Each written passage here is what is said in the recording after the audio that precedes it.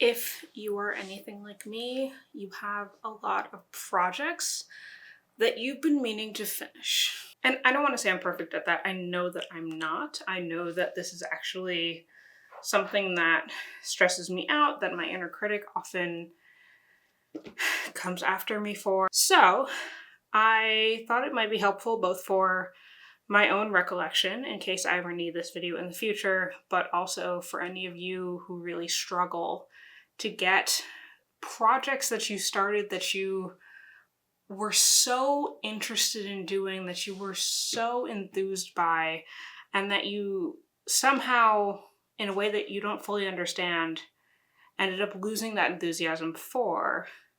How to get those projects done. Taking a page out of this Ruthless notebook, I am just a random person on the internet. I don't have all of the answers.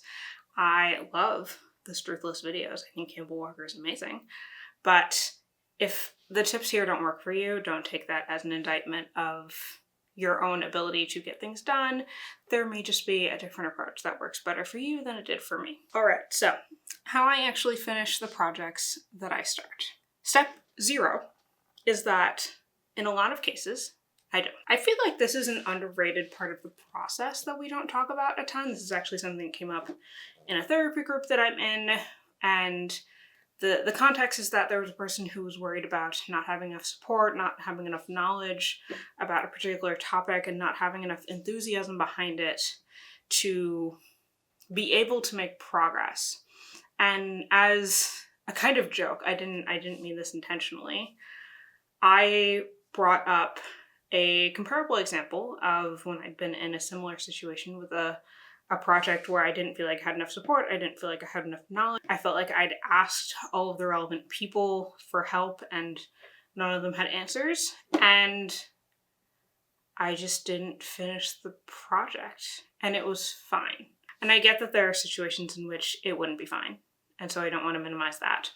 But I think that, especially if you are a perfectionist like me, if you tend to lean towards those kinds of tendencies like me, there is a sense that you have to get every single thing done to a certain specification, and a lot of the time that's just not true. So I think that it can be helpful to realize that the work that you've done so far, the work that you have put in so far, is enough.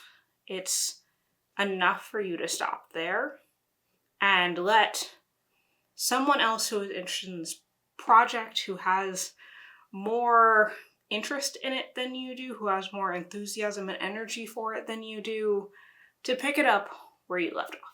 Now, assuming you don't fall in that category, step 1 for my book in terms of finishing projects that I start is that when I start a project, something that I try to do is write about why I want to do this project, why I am passionate about this project, why this project interests me. And that is something that I've found to be really helpful to refer to when I'm not necessarily feeling enthused about it, when I'm tired, when I don't want to do it, because I think especially, I don't know if it's an ADHD thing or something else, but it's very easy for me to lose sight of those long-term goals and those interests that may not come to fruition in the moment when I'm working on the thing. And so it's helpful for me to have, a Post-it or a note on my laptop or something like that I can go to be like, oh yeah, this is why I'm super excited about this project. This is why I really want to work on it. And that will often get me back into the groove of at least starting to work on it, at least taking 5 minutes to work on it. Step 2. This is something that I picked up from Adam Savage's book, which I'd highly recommend if you're either a creative, a maker, or an ADHD person. I think that's very helpful for all of the above. And something that he talks about is basically making to-do lists. So something that I run into often when it comes to projects is just feeling really overwhelmed, like feeling like I can't even begin to know how I'm going to get this done.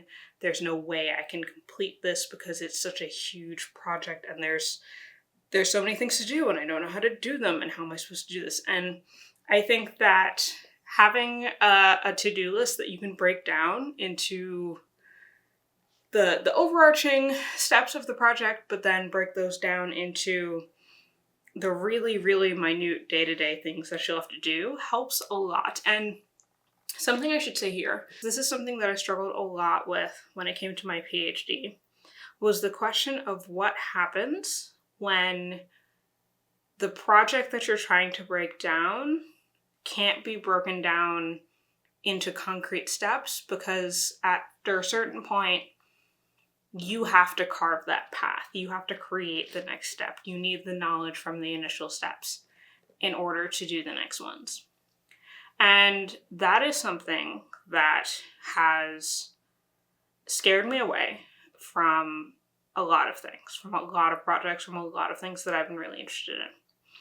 And so what I would say for that is, first of all, to recognize that it is scary. I think something I've been realizing a lot lately is that I'm scared like a lot of the time. And I don't think that was something I realized until probably a year or two ago.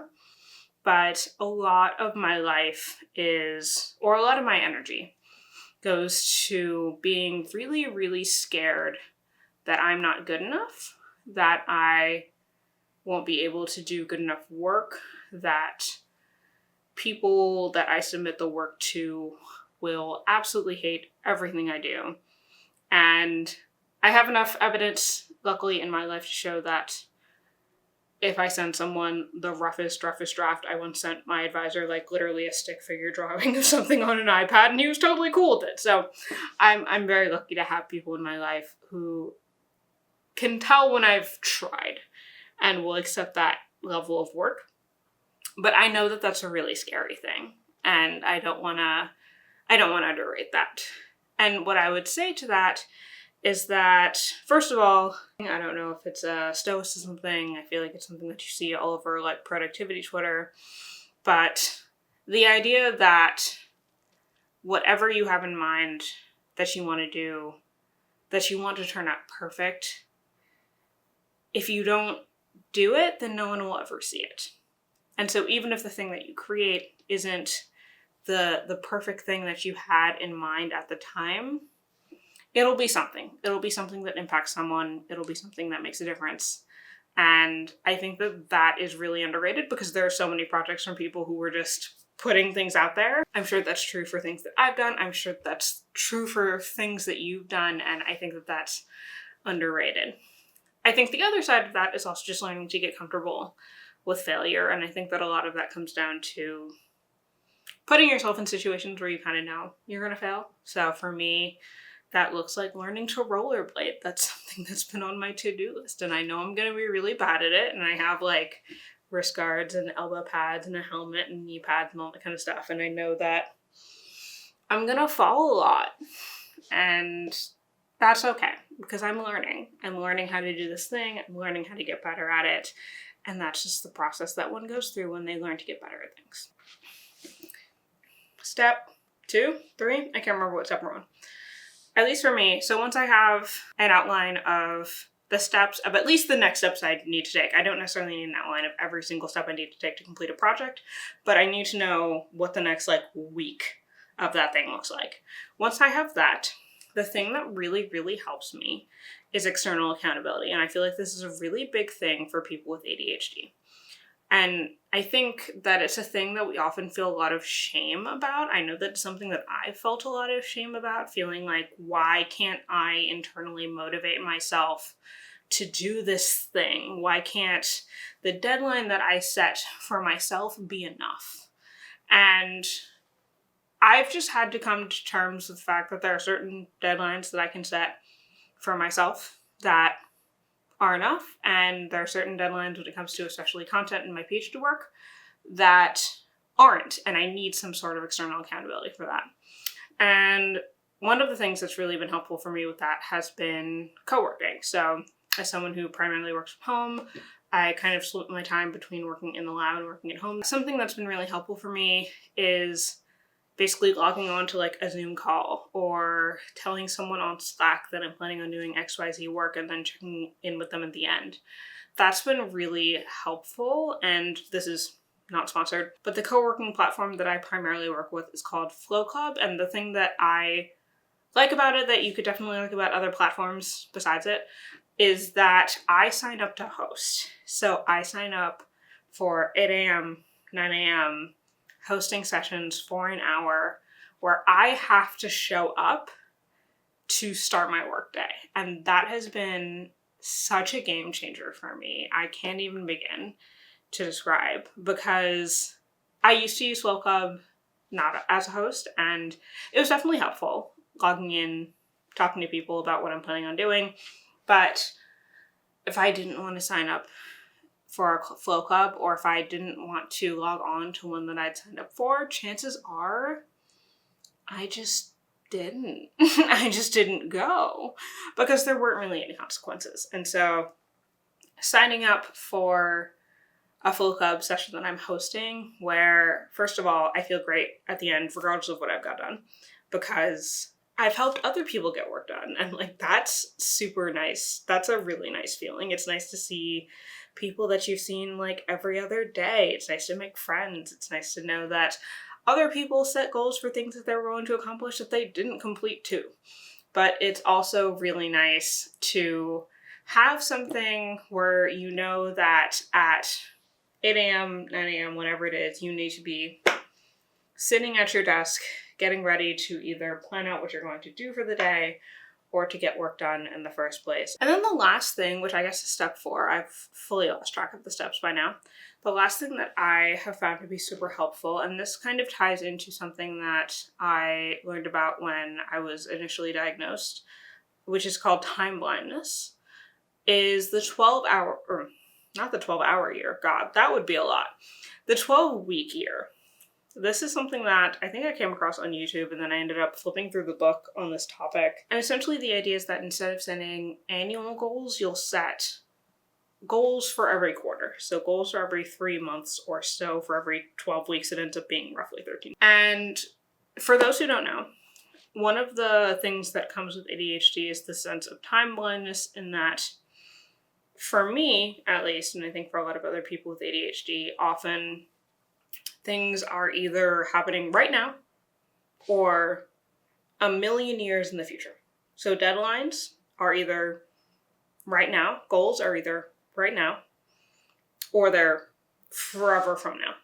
And there are situations, I think a lot of K through 12 education, a lot of college education allows you to make use of that. So I can cram for a final the night before and do well. I can study for a test in high school the night before and do okay.